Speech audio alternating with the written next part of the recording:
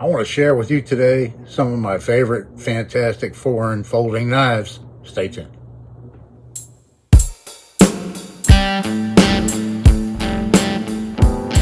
Hey everybody, thanks so much for joining me today out here in the shop. I really appreciate it. I want to show you some of these knives, and I've got a dozen to show you. In the interest of keeping this video as short as I can, I'm just going to kind of go through these 12 that I randomly picked out, and I put them in the order as best I can of when I got these knives, and so the age. And I'm limiting this to only knives that I've carried in the past and used. Yeah, so some of these you may have never seen before, some might be a little bit unique to you. Okay, we'll jump right in here, and I'll start showing you some of these knives. These two right here, I got in the early 80s, probably about 1981, at Kmart. And they're made in Japan. And this little single blade Barlow here, you make that out, sharp 175. Stainless steel blade. Nickel silver bolsters. Not sure what type of hardwood they use, but it's a really nice wood and it's held up really well. And yeah, just a slip joint Barlow. Very nice little knife. Love it. Used it a bunch. I got this one at the exact same time. It's a 3-blade Stockman. And I think this one's the Sharp 325. You can still make that out. Sharp 325. This one here I haven't cleaned up at all or anything. This is just how I put it up when I quit carrying it. But like I said, it has 3 blades. And yeah, so I got these two. And around about the same time, a little bit later maybe, I got one just like this. This isn't the one that I had. Unfortunately, that got stolen along with a lot of other knives that I had prior to these. But this one here is also a Sharp. I think it's the 300. I believe this one's the Sharp 300 lockback. And I picked this up at a flea market here maybe 3 or 4 months ago, something like that. I haven't done anything to it yet, but I had one just like this in a leather pouch that it came with. And I carried it for quite a while, probably a year or two, and used the heck out of it, and it held up really well. It's a heavy, very heavy, beefy knife, probably about the weight of a buck 110, but it was considerably cheaper, and so I got that one. And we're sticking to just knives from foreign countries that were made in foreign countries today on this video. And then moving along, this is another one I believe I got at Kmart, and it's a Richards, German made. I don't know if the camera's going to pick that up, maybe right there. You can see that. It's kind of like a camp knife in that it has, it is stainless steel.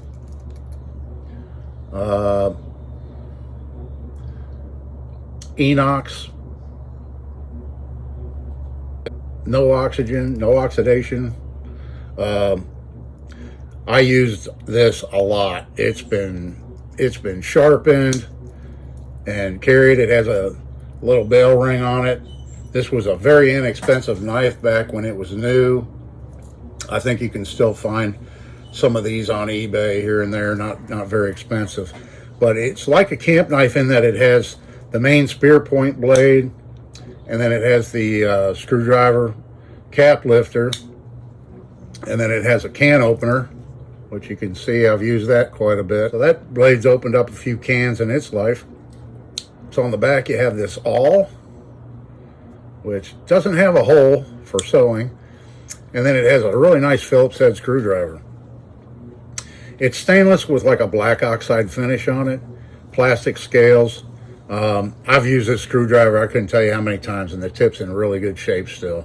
You know, it's showing a little bit of wear, but it still works fantastic. But this is the Richards company and this is made in the city of Blades, Solingen. Or for you German folks out there, it's Solingen, but in America we call it Solingen. If du bist eine Deutschlander. Anyway, there's that one. Wanted to show you. Moving along, we've got a Kershaw Black Horse.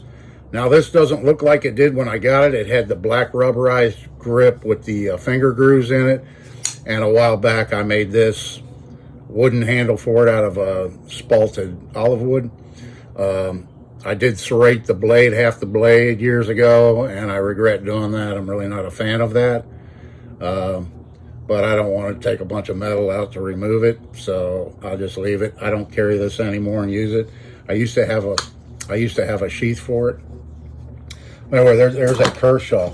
And then when I was living in Italy, when I was in the Navy, I bought this knife. And it didn't look like this either when I got it. It was a black plastic. I bought it off a street vendor, brand new. And it's a stainless steel blade. I used it quite a bit. Doesn't really hold an edge very long, but it sharpens real easy. And I use this quite a bit. And then, I don't know, a few years ago, I guess it was, I made these, I made this wooden handle for it and got rid of the red plastic, and it had like a stainless steel insert in the handles here on each side. And I put this wood on, and then I added a pocket clip to it.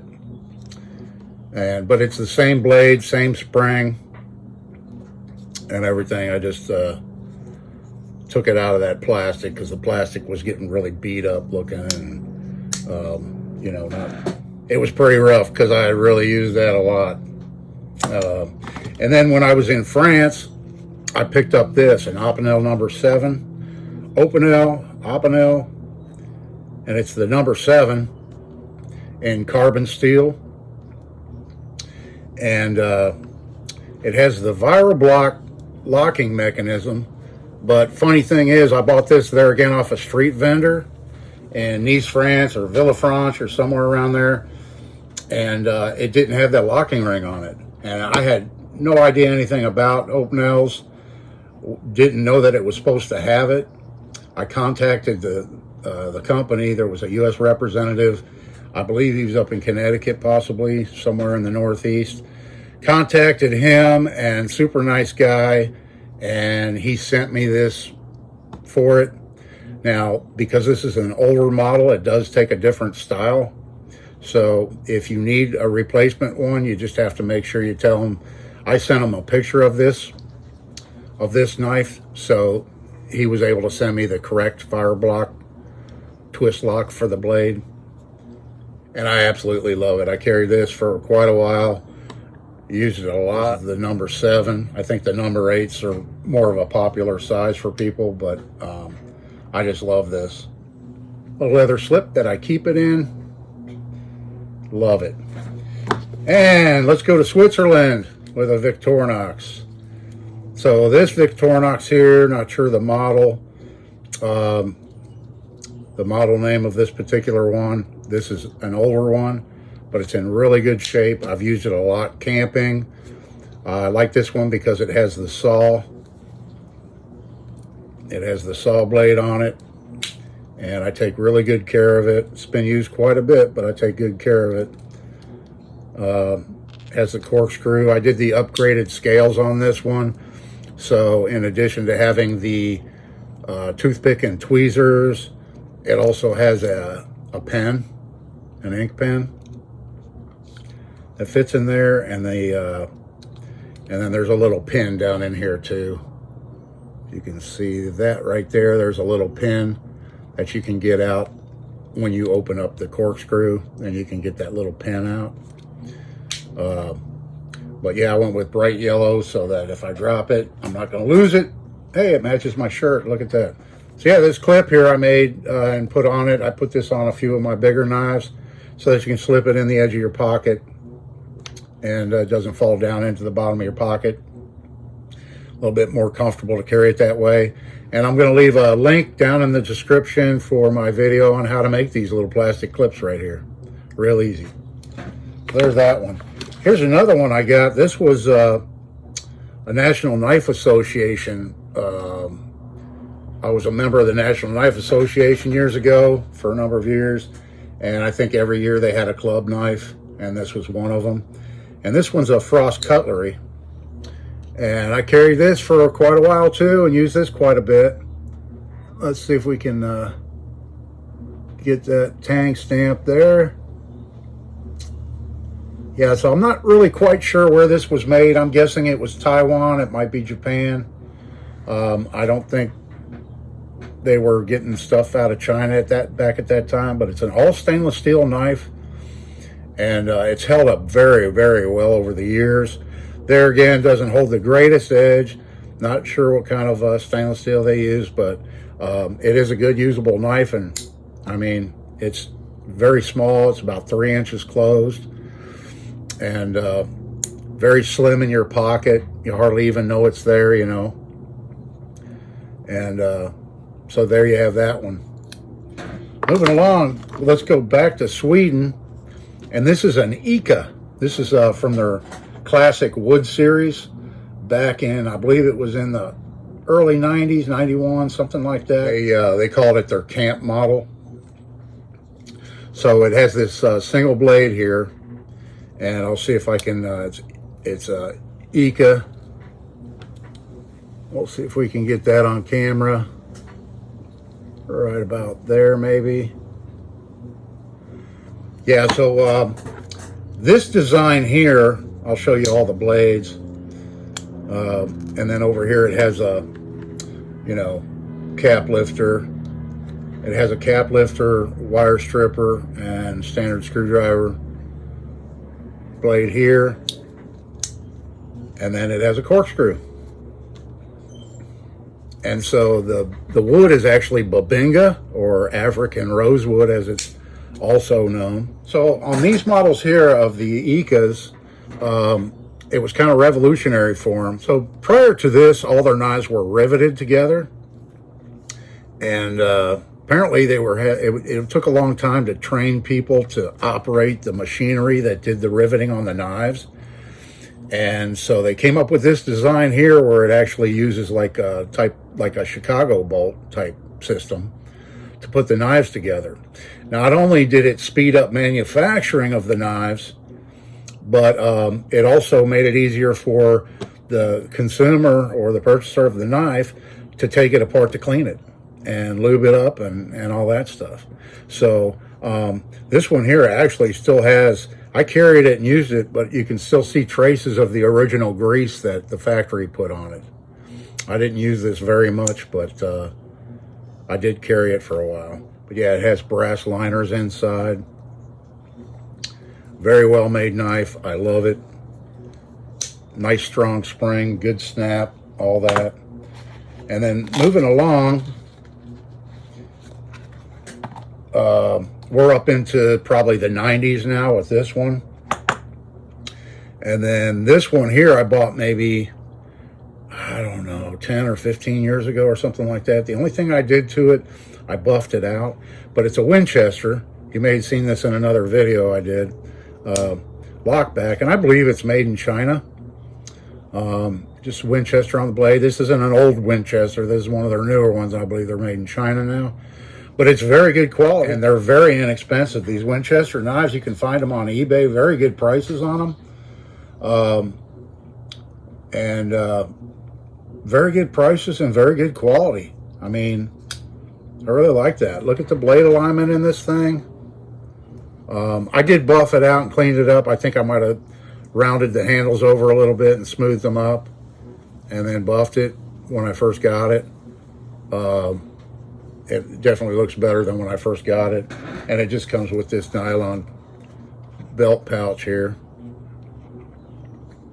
But I carry this. I've used it a number of times camping and stuff like that. And seems to be a pretty good quality blade right there. And then this one here I bought at a flea market not too long ago.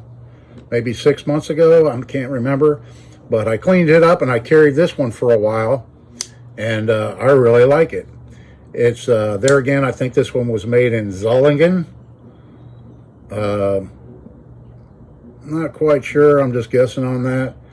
but it's a Frugal brand. It's German. You see that. And there again, it's a little 3-blade Stockman. But, you know, I put the quality of this one way over this one here that I bought. This Japanese one that I bought years ago. This one's so much better. It was cracked. This handle scale, when I got it, was missing a chunk, so I filled it in with super glue and some dyes and stuff like that to kind of hide that a little bit. And then I just kind of gave it an overall cleanup. And other than that, you know, it's a nice quality little pocket knife. And then this one too, I bought this buck. It's made in China. It's a newer buck. It's the 371 model. And this blade was broken. A 1/2 inch of the main blade was broke off when I got it. And so I just kind of turned it into a Warncliffe blade. I put a little bit of a swedge right here on the one side to thin the tip out a little bit. But, you know, I mean, this thing's got really nice walk and talk. And the fit and finish is very nice on this knife.